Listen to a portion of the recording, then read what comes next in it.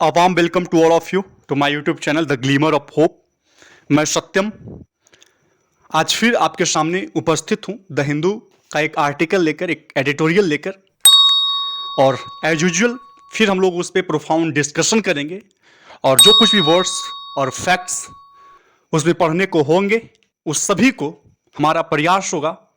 कि उसको इंटरनलाइज किया जाए। आज का जो एडिटोरियल है वो बहुत ही सेंसिटिव एडिटोरियल है।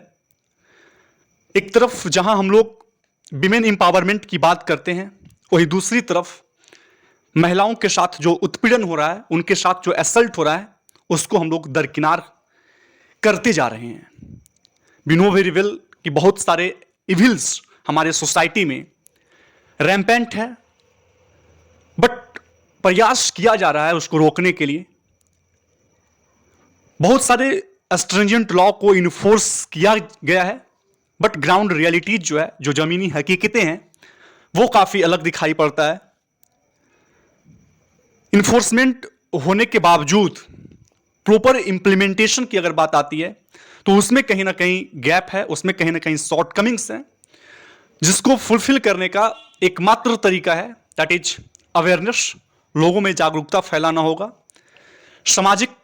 जो परिवेश है और उस सामाजिक परिवेश के जो माइंडसेट है, कहीं ना कहीं उसको बदलने की जरूरत है। आइए हम लोग डिस्कशन की ओर अग्रसर करते हैं, but before that I would like to request you all that please like and subscribe this channel if you are new to this one. And now we are moving towards the title of this editorial, this very title, and from that very title, from that very topic, I would like to, and we would like to extract the very essence of this article. So the title of this very editorial is Reporting Rape on the Trauma of Rape Survivor. Reporting rape on the trauma of rape survivor. We know very well that rape अपने आप में एक बहुत ही घिनौना कृत्य है, बहुत ही ग्यूसम act है। इस ऊपर से इस रिपोर्ट को दर्ज करवाना, रेप की रिपोर्ट को दर्ज करवाना, यानी कि उसको सामाजिक परिवेश के पटल पे लाना, उसको रिवील करना, एक उससे भी कहीं ना कहीं टफ काम माना जाता है। सो बताया गया कि रिपोर्टिंग जो रेप है वो वाकई में एक टफ और टेंस काम है, और इसका मेन कारण यह है कि जो पैट्रियार्कल माइंडसेट है हमारे समाज का, हमारा जो सामाजिक परिवेश है, जो लोगों की जो माइंडसेट है, ये माइंडसेट है जो इस काम को बहुत ही एक कठिन कार्य बनाता है। On the trauma of rape survivor, जो रेप सर्वाइवर हैं, उनके साथ जो मनोवैज्ञानिक दबाव होता है, जो मनोवैज्ञानिक आघात होता है यौन उत्पीड़न के शिकार महिलाओं के साथ, उसी के कॉन्टेक्स्ट में इस आर्टिकल को लिखा गया है। आइए कुछ बैकग्राउंड की बात हम लोग करते हैं इसके। इस एडिटोरियल में जो सबसे इंपॉर्टेंट चीज जिस पे फोकस किया गया है, जिसको सेंट्रलाइज किया गया है, दैट इज 2 फिंगर टेस्ट। जी हां, 2 फिंगर टेस्ट जो एक वर्जिनिटी टेस्ट है, वर्जिनिटी टेस्ट है, जांच है, बट आयरनी इज दैट ये जो जांच है कोई भी इसका साइंटिफिक बेसिस नहीं है। Neither it proves not it disproves allegations of rape. This is the irony. It's a virginity test, but it neither proves not disproves the allegations of rape. This is what the 2 finger और 3 finger test, and it is a test for virginity. So we are very curious, we all are very curious to know that what happens and what are the main objective behind this. So it is a test which is used to determine that she has never engaged in or been subjected to sexual intercourse. इसी बात को determine करने के लिए, इसी बात को fix करने के लिए यह टेस्ट कंडक्ट किया जाता था। आपको बता दें कि supreme court, the apex court, एक स्टेटमेंट उनके यहां से आता है जिसमें यह बोला जाता है कि जो फिंगर टेस्ट है वो कहीं ना कहीं an affront to dignity of women, जो डिग्निटी है विमेन का, जो महिलाओं की जो गरिमा है उसको अपमान करता है, जो प्राइवेसी है विमेन का उसको ब्रीच करता है, और ये एक बहुत ही ह्यूमिलेटिंग एक्ट है।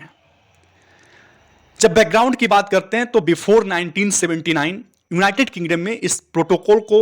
इस मेडिकल एग्जामिनेशन का जो प्रोटोकॉल है उसको फॉलो किया जाता था, पार्टिकुलरली वैसे विमेन के लिए जो इमिग्रेट करती थी ताकि वो शादी कर सके अपने फियांसी से। इंडिया में बहुत सालों साल तक ये चला, एक ऐसा लॉ जो सिर्फ ना केवल ब्रीच करता था प्राइवेसी को, बल्कि क्या था कि इंसल्ट करता था विमेन की डिग्निटी को। आपको बता दें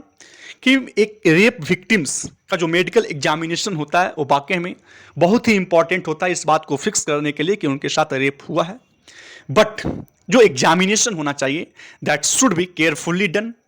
maintaining high medical and ethical standard. Examination is important, but उसी परिप्रेक्ष्य में देखना चाहिए कि उसमें जो स्टैंडर्ड है, और स्टैंडर्ड किस चीज का, मेडिकल और एथिकल स्टैंडर्ड को बैलेंस किया जाए। पार्टिकुलरली जब बात इंडिया की हो तो India we know very well that it's a developing country, it's a fast developing nation. और ऐसे फास्ट डेवलपिंग नेशन में ऐसा माइंडसेट होना लोगों का, और the existence of two finger test is enough to confirm that we require a few urgent lesson. इस बात को की पुष्टि करता है, इस बात को कंफर्म करता है कि हम लोगों को कुछ अर्जेंट लेसन्स सीखना चाहिए। Now we are moving towards the next question, which is of utmost importance to know that what क्या होता है इस टेस्ट में। आपको बता दूं कि जो टू फिंगर टेस्ट है इसको कंडक्ट किया जाता था और किया जाता है to check whether the victims has had a recent sexual intercourse और नॉट। इसमें इंस्पेक्ट किया जाता था हाइमन्स को, और आपको बता दूं कि जो हाइमन है एक मेम्ब्रेन है जो पार्शियली कवर करता है external opening of vagina, that is hymen. उसी को इंस्पेक्ट किया जाता है इस टेस्ट में, और उससे इस बात को कंक्लूड किया जाता है, इस निष्कर्ष से पहुंचा जाता है कि अगर वैगिना जो है, जो हाइमन है वो टॉर्न है, तो इस बात को पुष्टि करता है उस टेस्ट के द्वारा कि सेक्सुअल इंटरकोर्स हुआ है। बट ऐसा कोई डेफिनिट नहीं है, साइंटिफिक कोई बेसिस नहीं है। और जो ये एक्ट है आपको बता दूं कि it not only ethically incorrect but medically flawed भी है। इथिकली तो इनकरेक्ट है ही, ये मेडिकली भी ये क्या है, फ्लॉ है, इसमें कमियां हैं, इसमें शॉर्टकमिंग्स हैं जो हम लोगों को क्या है फुलफिल करना चाहिए। सरकार को लॉ लाना चाहिए ताकि इसको प्रिवेंट किया जाए, इसको प्रोहिबिट किया जाए। लोगों में जागरूकता लाना चाहिए कि एक ह्यूमिलेटिंग, एक पेनफुल एक्ट को वाकई में जड़ से समाप्त करना चाहिए। ये कुछ पृष्ठभूमि है जिससे हम लोग एसेंस प्राप्त कर रहे हैं, कुछ सारांश देख रहे हैं इस एडिटोरियल का, इस आर्टिकल का। आइए हम लोग मूव करते हैं। आपको बता दूं कि इसमें इस पोस्टर में लिखा गया कि जो वर्जिनिटी टेस्ट है एक an affront to women's dignity, women's की डिग्निटी, महिलाओं की जो गरिमा है उसका अपमान है। एंड सुप्रीम कोर्ट जो है बैन्स टू फिंगर टेस्ट, 2013 में इसको बैन किया गया था और कहा गया था कि it based on patriarchal mindset. ये पैट्रियार्कल माइंडसेट पे आधारित है कि जो सेक्सुअली एक्टिव वेमेन है उनको रेप नहीं किया जा सकता है। Now we are moving towards the paragraph title, और पैराग्राफ टाइटल में ये लिखा गया है कि बहुत सारी ऐसी महिलाएं जो यौन उत्पीड़न की शिकार हुई है, तो वो सभी महिलाओं के साथ, वो सभी विक्टिम्स के साथ जो ट्रीटमेंट होना चाहिए, जो हम लोगों का बदलाव होना चाहिए, जो ऑफिशियल्स का बदलाव होना चाहिए, that should be with dignity. वो उनकी गरिमा को ध्यान में रखते हुए करना चाहिए at every stage of investigation और ट्रायल के सभी स्तर पे, चाहे वो जिस भी लेवल्स पे हो, इनिशियल हो, फाइनल हो, मिडल हो, इस सभी इन्वेस्टिगेशन के लेवल्स पे वैसे महिलाएं जो यौन उत्पीड़न की शिकार हुई है उनके साथ हमारा जो बर्ताव होना चाहिए वो डिग्निटी के साथ होना चाहिए, उनकी जो गरिमा है उसको ध्यान में रखते हुए होना चाहिए। आइए हम लोग अब पैराग्राफ की ओर मूव करते हैं और इससे कुछ और सीखने का एक प्रयास करते हैं। For rape survivor trauma comes in repeat doses. एक यौन उत्पीड़न महिला शिकार जो महिलाओं की जो वैसे जो लोग हैं, ऐसे जो महिलाएं हैं, उनके जो ये मनोवैज्ञानिक आघात है वो डोजेज में आता है, रिपीट करता है अपने आप को, बार बार उनको चोट पहुंचाता है। फर्स्ट, पहली there is the gruesome act. सबसे पहली बात तो ये अपने आप में क्या है, एक ग्रूसम एक्ट है,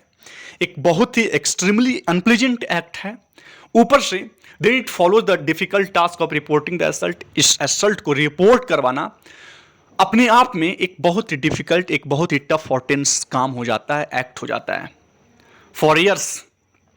An impediment to coming forward about a sexual offense has been the finger test a survivor is subjected to. बरसों से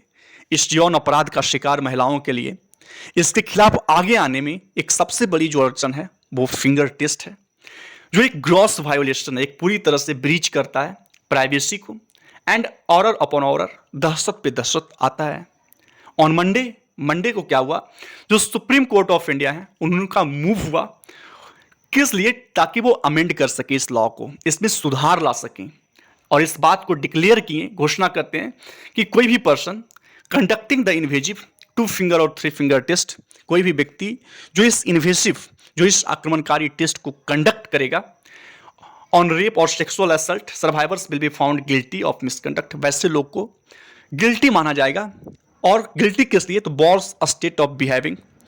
इसलिए कि उनका जो बिहेव वो इम्प्रॉपर मैनर, मिसकंडक्ट के लिए, दुराचार के लिए उनको गिल्टी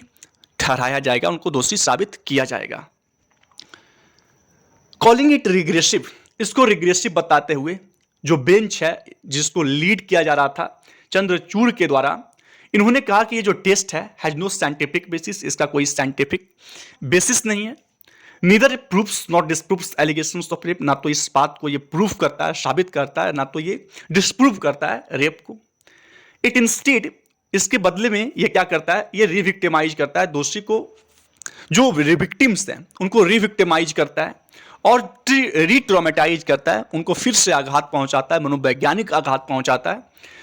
वैसे विमेन को जो who have been sexually assaulted, जिसको सेक्सुअली असल्ट किया गया है, and is an affront to their dignity, और ये क्या है, अपमान है महिलाओं की जो गरिमा है उसका। द अपेक्स कोर्ट से, जो अपेक्स कोर्ट है उनका स्टेटमेंट है, उनका कहना है कि विमेन, एक ऐसा विमेन जो हैबिचुएटेड टू सेक्सुअल इंटरकोर्स और habitual to sexual intercourse is irrelevant for the purpose of determining whether there has been a rape under section 375 the Indian penal code. Means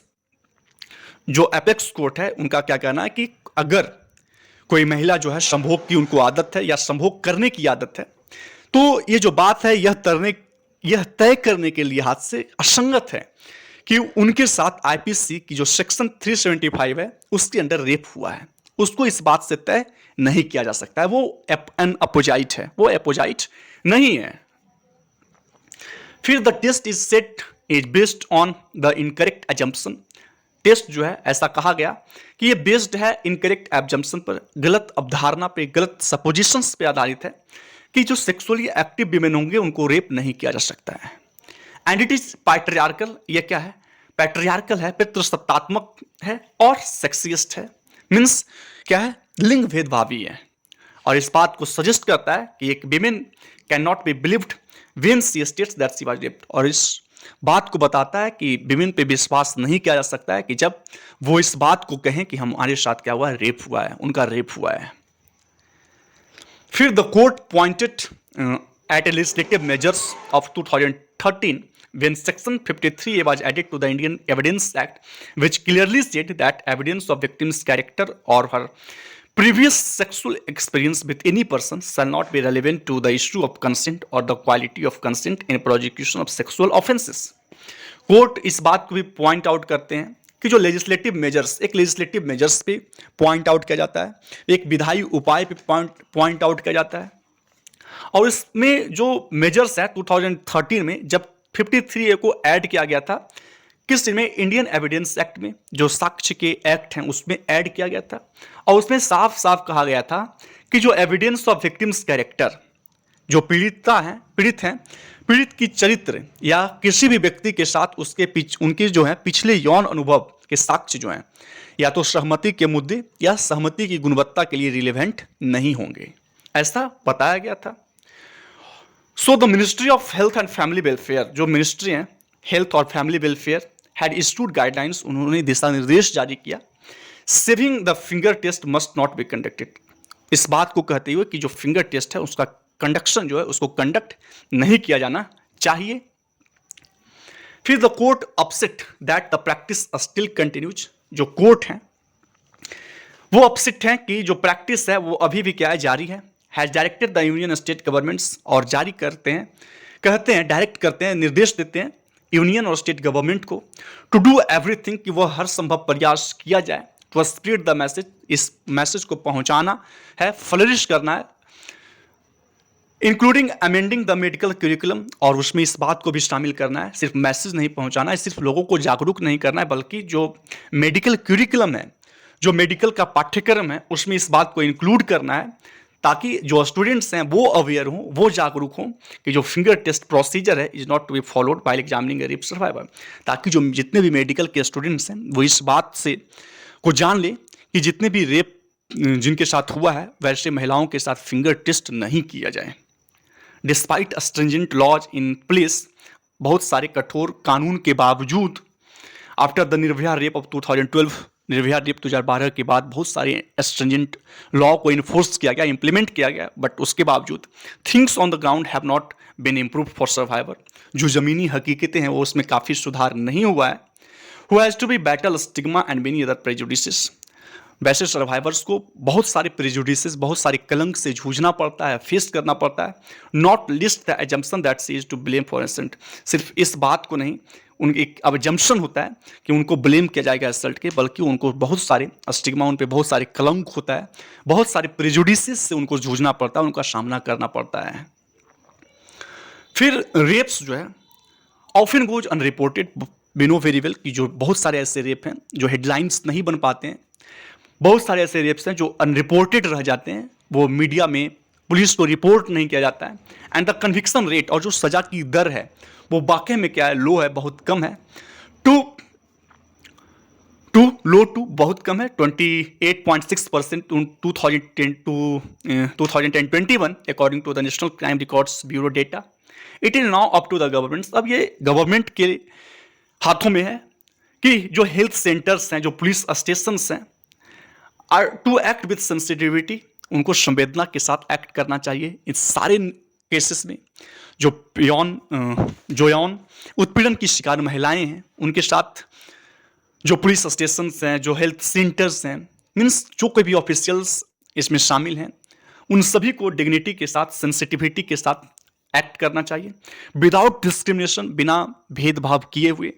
and ensure that, और इस बात को सुनिश्चित करना चाहिए कि women have access to justice, women का पहुंच हो, विमेन को न्याय मिले, एंड डिग्निटी, और उनकी गरिमा को बरकरार रखा जाए, उनकी जो प्राइवेसी है उनको ब्रीच नहीं किया जाए, इस बात को इंश्योर करना होगा ऑफिशियल्स को। वाइल रिपोर्टिंग रेप, जब रिपोर्ट किया जाए रेप को, तो इस बात को इंश्योर करना होगा, इस बात को एश्योर करना होगा कि जो महिलाओं का जो महिला जो है उनको जस्टिस तक एक्सेस होना चाहिए, उनका पहुंच होना चाहिए, उनको जस्टिस मिले, न्याय मिले। सेकेंड वन इज दैट उनकी डिग्निटी जो है, उनकी जो गरिमा है उसको मेंटेन किया जाए, उसको अपहोल्ड किया जाए, एंड उनका जो प्राइवेसी है उसको ब्रीच नहीं किया जाए। इस सभी बातों को